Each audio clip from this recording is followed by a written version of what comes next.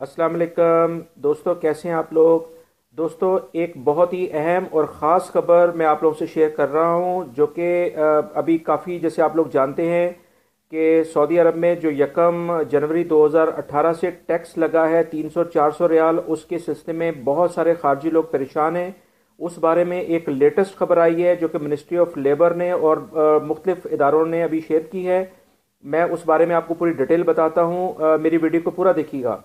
दोस्तों, पिछले तकरीबन 3-4 दिन पहले मिनिस्ट्री ऑफ लेबर ने कंपनीज और आज़ाद काम करने वाले लोगों को हदायत की है कि 3 या 4 अकसात में 300-400 रियाल का जो टैक्स है, एम्प्लॉय टैक्स, उसको पे करें।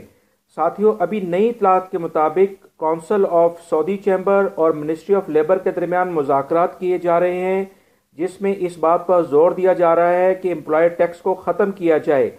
इस टैक्स की वजह से कंपनीज को बहुत ज़्यादा नुकसान होगा और 30 से 40% कंपनियां जो हैं वो बंद हो सकती हैं।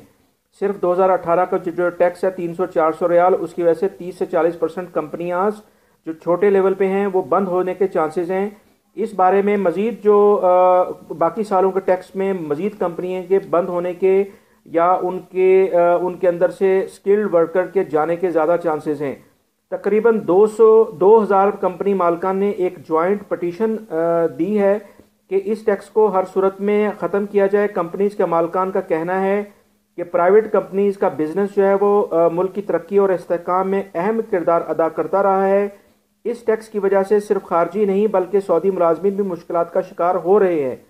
इंडस्ट्रीज पर टैक्स जो एक्स्ट्रा बोझ है और इसकी वजह से वो नहीं चाहते कि जो हुनरमंद गैर मुल्की अफराद हैं वो इस जो अभी सऊदीनाइजेशन प्रोग्राम चल रहा है उसकी वजह से मतलब वर्कर्स यहाँ से जाएं, इस कंट्री से जाएं, और उनको फौरी तौर पर सऊदी वर्कर के साथ रिप्लेस करना भी मुश्किल नज़र आ रहा है।